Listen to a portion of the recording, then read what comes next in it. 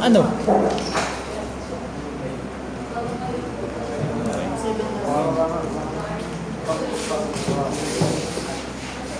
Okay na po, sir. So correction lang, kanina, ang ating public log insert version. Kanina pa ako na-list dito. So nakalala po ito, bandang sila yung need to return a value. Ano yung value na i-return natin yung code that would be stored here in our root reference variable. So yun lang yung isang correction. So lagay nyo lang return root after itong ating if and if. So next guys, implement natin yung ating in order traversal. Actually meron tayong tatlo, no? In order, pre-order, at saka post-order. Alright, again, pagka traversal, pag sinabi natin traversal, it means to say that we are performing node visitation in a certain order. So ang ating in order traversal, anong order nito? We start from the leftmost root, leftmost root, And then root. then we move to root, And then we move to Right. sub 3. Okay, so paano natin siya i-implement? First, ituloy lang natin after itong insert recursion. Gawa tayo guys ng method for in order. So, public void. So, void siya since wala naman tayo i-return nito. We're just going to simply perform in order traversal. So, bigyan natin ito ng name. Ang pangalan ng ating method ay in order. Alright? This also does not require any sort of input.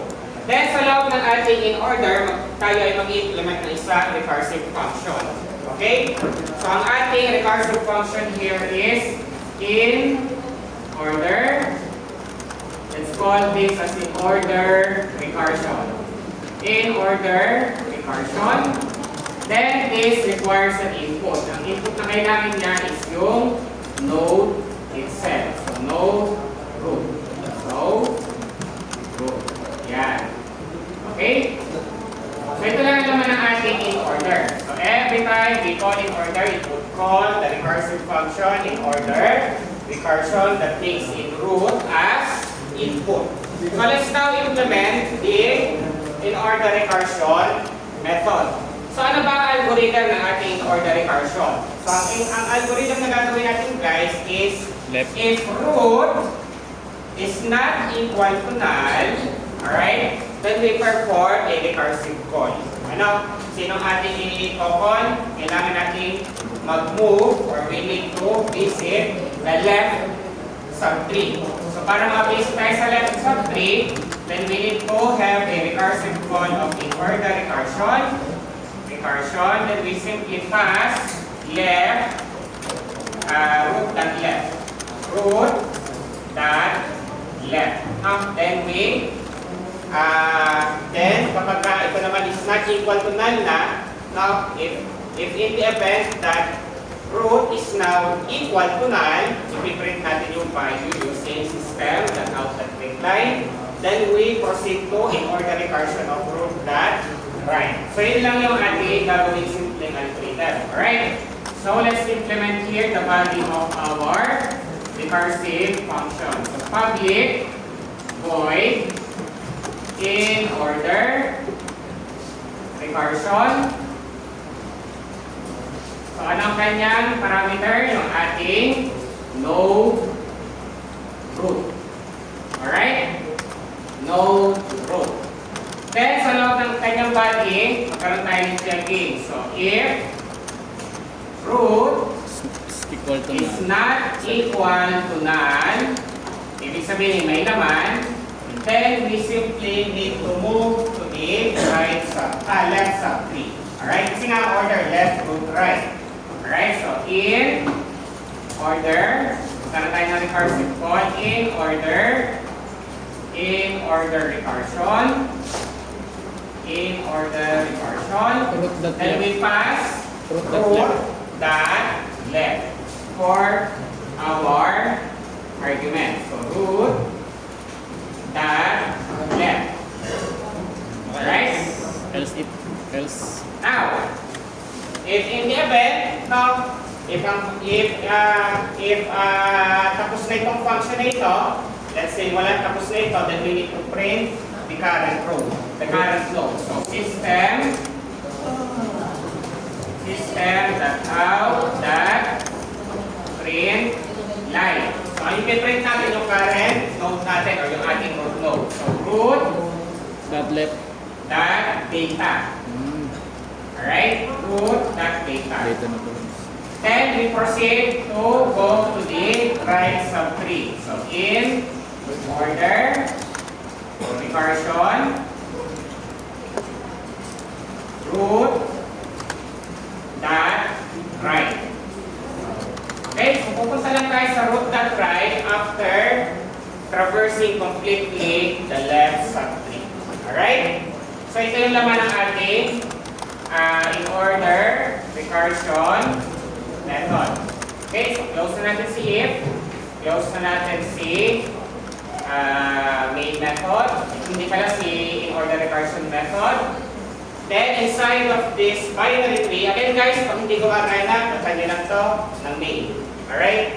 If nagkakaroon namin ng public class, gawin nyo lang itong main. Alright? Then gawa tayo ng ating main method. So let's create here yung ating main function or main method. So public static void main, then yung ating string arguments. Alright? Next, sa loob ng ating main method, gawa tayo ng object for our binary tree. Binary tree. Then, ang mga reference variable natin again is 3 is equals to new. In order for us to have memory, binary tree. Binary tree. Okay? Ating constructor. Next, let's access again the define operations in our binary tree class. So again, tulad ng ginawa natin, kung hindi lang ang value, magpasa tayo. Let's access the insert method in order for us to insert nodes in our binary tree. So again, 3 Dot insert. dot insert. Wait. Ano yung pinasa natin? 7 3 dot insert. Pasa natin dito si 3 dot insert. Pasa natin si 1 3 dot insert. 5 and 3 dot insert. Ano nga yung last value natin? 2. Okay? Then, i-access natin ang ating in order method. So, 3 dot in order. Alright? Then, close natin si main method. Close natin si binary tree class. Alright? So, analyze natin, of course. Pag kinapin nyo, niran nyo, meron siyang output. But let's analyze ano ba nangyayari behind the scene. Alright? So, again, kunwari tapos tayo dito sa pag-insert. So, ang ating topmost node ay si Synapse, 7 of memory address. Kasi ang memory address nito is 101, meron siyang left, meron siyang right. Right? Then, in-insert natin si 3, we compare 3 with 7. 3 is less than 7, so we move to left. Alright, check. Is this none? Yes, so we create an object. Then, we assign 3 at the data field of this new object of memory address, let's say 102. Siyempre ito, meron din siyang left, meron din siyang right. Then, we store the memory address of this node to the root node's left pointer. Next, si 1, start again sa main root. So, compare 1 with 7. So, is 1 less than 7? Yes, we move to left. Then, we compare is 1 less than 3. Yes. So, we create again a new node. We assign 1 at the data field. And the data field of this new node. Meron siyang kanyang sariling memory address. Let's say 103. Then, meron din siyang left. Meron din siyang right. And we assign this memory address the left pointer of the root object. So, 103. Establishing the connection. Next, si 1 na. Next is 5. 5 is less than 7. So we move to the left. Then we check. Null pa ang left? No. Right? No. Meron siya memory address. So we compare again. Is 5 less than 3? No. Is No. 5 greater than 3? True. Yes. So we go to the right. We check. Si right Null. pa equal to null. Null. Yes. So we create object. We assign 5 at the data field of this new object. Meron siya memory address of 104, for example lang. Then we store the memory address of this node to the right. 104. Okay? Then finally, yung ating si 2. So 2 is less than 7. So we move to the left. Si left ba equal to null? No. So we compare is 2 less than 3? Yes. So we go to the left. Is left null? No. So we go to this node. Is 2 less than 1? False. Is 2 greater than 1? Correct. So we go to the right. Is right equal to null? No. So we create an object. Alright? Then we assign the data to the data field of this two nodes object with memory address, for example, 105. Meron din siyang left. Meron din siyang right. Then we store this memory address at the right pointer of the root node. Okay, so 105. Yeah. Okay, now, let's say tapos na tayo dito. No, sinort na natin. Ano yung last function na tinawag? Si? In order. In order. So, balik tayo sa ating memory call stack. So, again, kailangan tayo mag-diagram ng memory call stack para maunawaan natin in detail ano ba yung nangyayari yung pagkakasunod-sunod. Right? So, again, ito ang ating memory call stack. So, let's put here some divisions. Alright?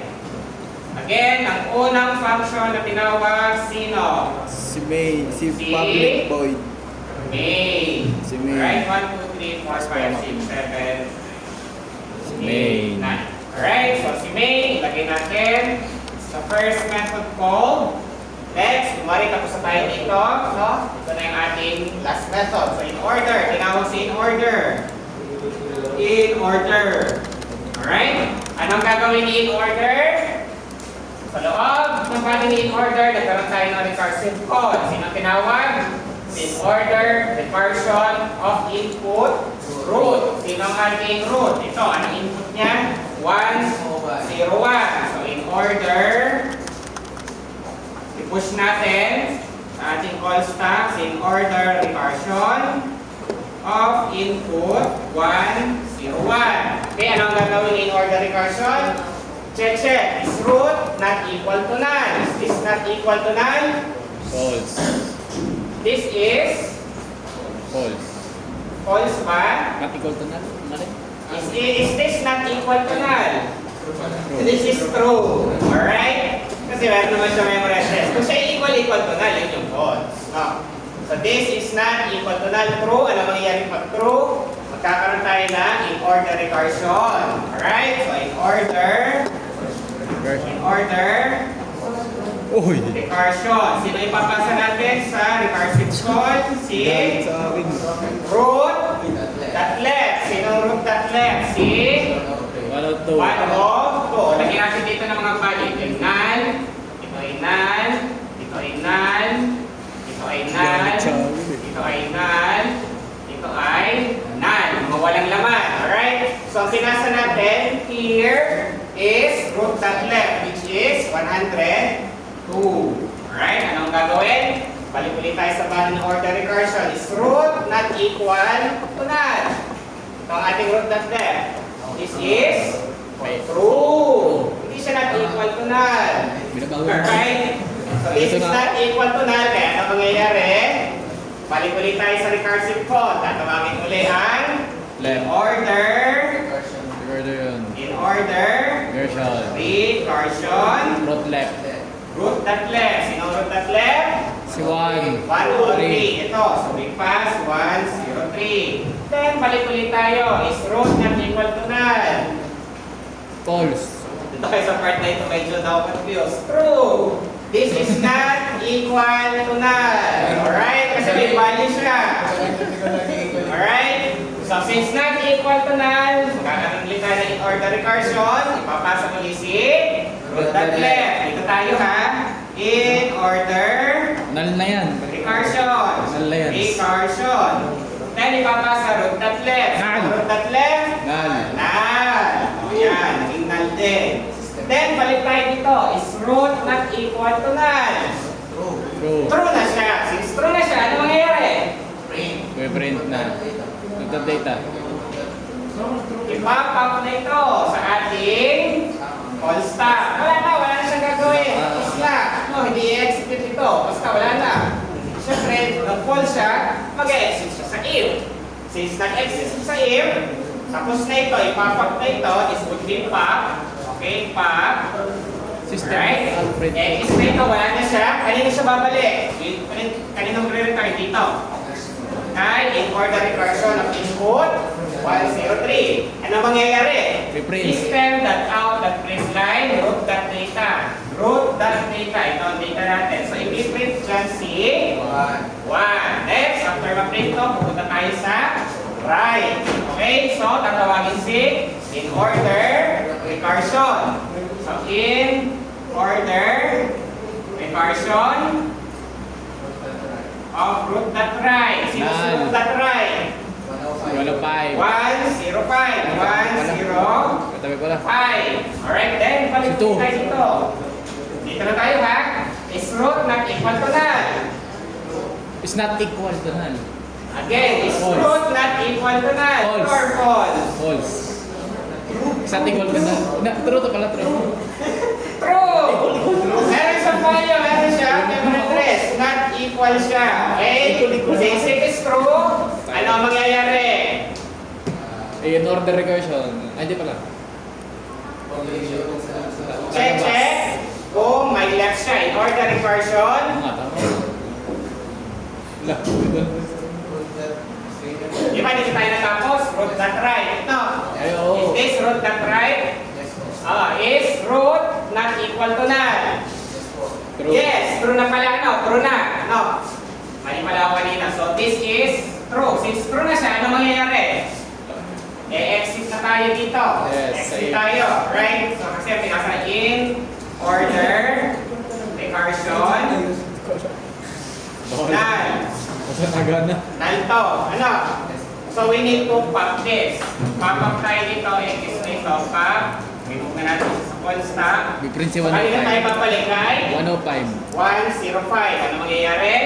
Mape-print. Ipiprint si 105. Hindi na natin ito i-execute kasi tapos na tayo dun sa left. So print Nasa hanap ng right. 105. Ihanap mo si right. Ipiprint natin ay si 2. 2.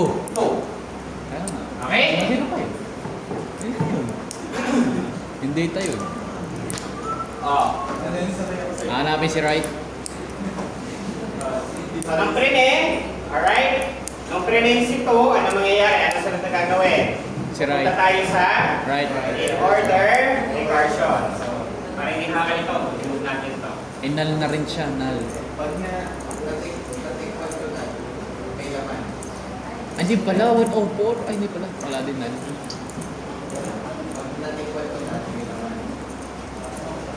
If root is not equal to null. Order recursion Root is not equal to null. of 5. Tapos na ba tayo na in order recursion 105? Opo. Na-print na po. Napakta ba siya? Na-print, Saan pa yes. tayo na-print? Saan natapos to? So, Sa print. 105. No. Chinek yung left, wala. Check si right. Si root at data.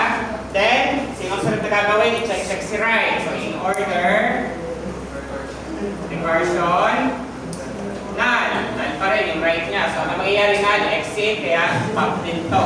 Alright? False na. Since tapos na ang ating 105, na-pop na, pareho na lang kanyang left at saka yung kanyang right. Kanina tayo babalik kay 1, 0, 5. 3. 3. Alright? 1, 0, 3. Ayun o. Ito yung last natin Yes. sa diagram 1, 0, 3. Okay, so ano mangyayari? 103. Anong sunod na gagawin ni 103? Tapos na si 103 dito. Si system not out. I-print siya. Tapos na tayo sa left eh. Ito na yung left ni 103. Reverse na. So So, sunod na gagawin ni Juan nitong ating Ipiprint na sarili reverse niya. is Piprint. magre-return siya sa kanya return address which is ito. To print root dot data which is yung ating data stored as object of memory address 102. Okay? So tapos na rin tayo dito, ano? Tapos na rin tayo dito kay 103. Ito tayo magre-return. Alright? Pag-root ka lang naman, true. 103. Pag-root. So 102. Ito yun. Tapos na tayo dito. Mag-break na natin. 102. Ito tayo ngayon sa part dito. In order, recursion, On the right. root to the right. So, tawagin natin dito. Ipo-push sa ating memory call stack. Si 104. Saan daw gagawin? For algorithmic thinking. Si 104 po. Magkatanim kasi tayo ng puno. Recursion. Ngayon na tayo. Sino ating tatawagin? Si root dot Right. right, which is 104. 104. Ito na yun. Is root. Okay, balik tayo dito. Is root not equal to null. Is not equal to null. True. True. Very good. So, nangyayari siya. Check yung left. In order. Recursion. Papasok si null. Is this equal to null? True. So, exit tayo dito. Balik tayo kay in order recursion of input 104. Saan siya natapos? Dito. Now, dito na siya. Kaya, i-print natin root.data which is Si pi. Then, punta tayo root.right. In Null order din. Is not equal to null. False. recursion. So, ito ay null. Since null siya, Tataas ulit. okay, exit na tayo dito. Since this would return false. Now, then, ito, ipapap sa memory constant. Bawalik Then, yan. 104 natin. Pop-up Tapos na rin. Alright, then pop-up na rin siya. Kanina tayo babalik. Kay 102. 102. Tapos na rin si 102. Kay 101. Kaya babalik tayo kay 101. 1 01. o 1. Kasi piprint. 1 Tama sir. o babalik tayo kay 1 0 1. 1. O nga, tama. Ito. 101. Tapos, dito natapos si 101. Piprint po. I-print si Seven. root.data which is 7. Then, tatawagin si Si right. in order recursion Root is not root equal to dot null. right. Ano False. dot right? False. Null. Alright? Since null na siya, ano mangyayari? Lalabas. Exit, pop-up. Right? Since napop dito, wala na siya sa memory constant. In order recursion 101. Pop-up na rin. Pop na rin din to. Pop-up na Then, rin. in order, tapos na yung kanya mga iniintay, na recursive calls, pop na rin to. Si main, Nasa pop na dulo rin. na tayo ng main, wala na gagawin si main. Pop na rin siya at tapos yung ating Buhay. okay. So I want you guys to code this. Again, pagka hindi gumana, pagka nilang to ng main. Tapos ito, mabigyan lang yung main, 3 equals to this. Any questions? May part pa naguguluhan?